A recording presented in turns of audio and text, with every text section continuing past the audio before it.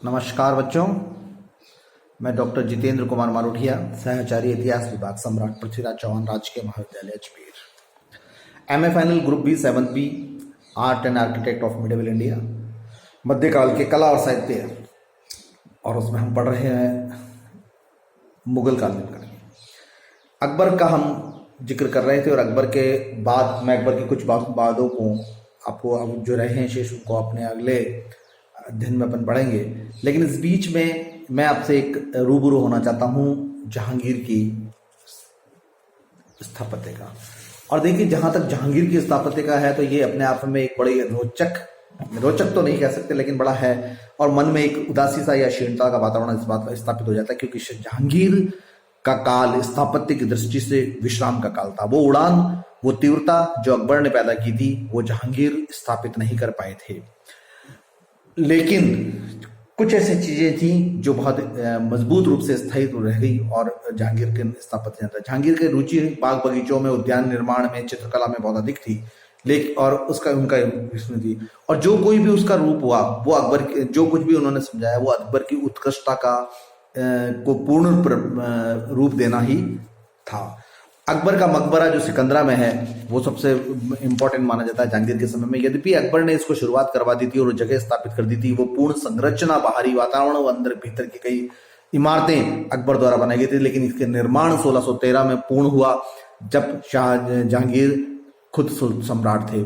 सीकरी दिल्ली से आगरा से दिल्ली की तरफ वापस लौटे तो 5 किलोमीटर दूर सिकंदराबाद जो जगह है वहां पर था। और ये एक्चुअल जगह जो है सिकंदर लोदी ने स्थापित की थी उनके उस पर थी। और बाद में अकबर ने इसका नाम बहिस्ताबाद रख दिया था। और तुझ के जहांगीर में जहांगीर लिखते हैं कि जब वो शासन के दूसरे तीसरे वर्ष में वहां पर पहुंचा तो उसने इतने आलीशान बिल्डिंग देखी और फिर उसे पता लगा कि ये उसके पिताजी का मकबरा बनाया गया था। तो उसने भीतर रूप से उसने कहीं नहीं देखा था। और बाद में उसने पर्सी ब्राउन और फर्ग्यूसन ये सब लिखते हैं कि बाद में उन्होंने उस पर इस प्रकार के सुधार करने की कोशिश की और वहां पर प्रवेश द्वारों को भी सुधारा। यहाँ इस बहुत लंबी, लगभग 1.5-2 किलोमीटर लंबा परिधि एरिया है, जिसमें चारों तरफ दीवारें हैं। चारों तरफ दरवाजे हैं और एक दरवाजा बहुत विशाल है। ऐसा लगता है कि वो वीआईपी दरवाजा था, जब अकबर या सम्राट के कोई प्रतिनिधि वहां से प्रवेश करते थे। और जहां तक जहांगीर का सवाल है, इसमें उसने सुधार करके 1613 में इसको पूर्ण करवाया था। ये मकबरा एक बहुत विस्तृत है, 5 मंजिली है। 5वें मंजिल पे गुंबद बनना था, वो गुंबद नहीं बन पाया और यह अधूरा काम रह गया। साथ ही 4 प्रवेश द्वार रखे गए हैं और उन प्रवेश द्वारों और इमारतों के बीच में जो इमारत की जो परिधि है, पूरा आउटर फेंसिंग एरिया है, उसके और बनावट वाली परिधि है, उसके बीच में जो जगह उस पर उद्यान लगाए गए हैं। संभवतः ऐसा माना जाता है कि ये उद्यान और जो पर संगमरमर का था वो जहांगीर का था। जैसे राजस्थान अजमेर में भी आना सागर के वहां भारादरी है, तो भारादरी में उद्यान जो माना जाता है वो जहांगीर का माना जाता है। और ऊपर मार्बल वाला काम जो है, संगमरमर का काम है, वो शाहजहां का माना जाता है। तो यह बता। और इसकी वास्तविक जो है वो ऊंचाई वर्गीय 320 फीट है और 100 फीट ऊंचा है। मतलब 320 फीट एरिया में, वर्गीकृत एरिया में है और 100 फीट ऊंचा, 5 मंजिला है।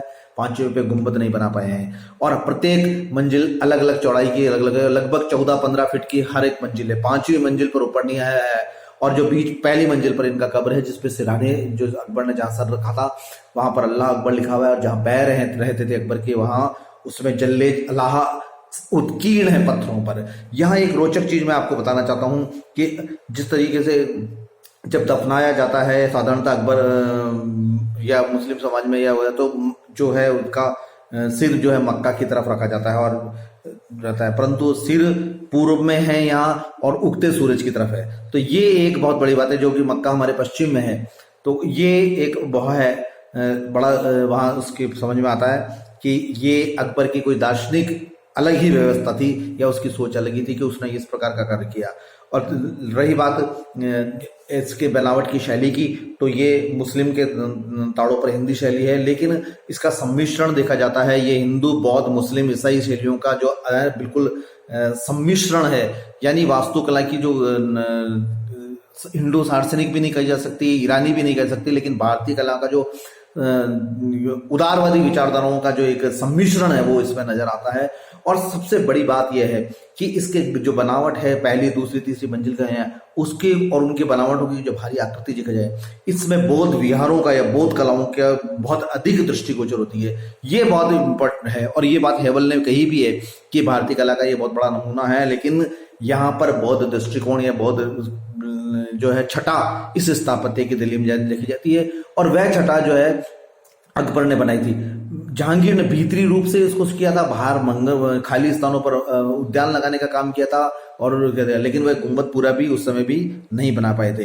तो ये एक भी बहुत इम्पोर्टेंट है। और चूंकि अकबर ने जिस तरीके से विभिन्न संप्रदायों के साथ में हम इबादत खाना के बारे में बात भी करते हैं सब सोचा था, तो वही स्थिति यहाँ उसको दृष्टिगोचर होती है। और इस अकबर के मकबरा जो सिकंदरा में बनाया था एक बहुत इंपॉर्टेंट है। यदि ये गुंबद पूर्ण हो जाता 5वीं मंजिल पे और गुंबद होने के बाद में उस पे नक्काशी का कार्य पूरा हो जाता, तो निस्संदेह ताजमहल के से भी लगभग बराबर की सुंदर इमारत या स्मृति पर अंकित होने वाली इमारत ये दृष्टिगोचर होती। ऐसा पर्सी ब्राउन और सर जॉन मार्शल का कहना है कि इस तरीके की इमारतें बहुत ये होती।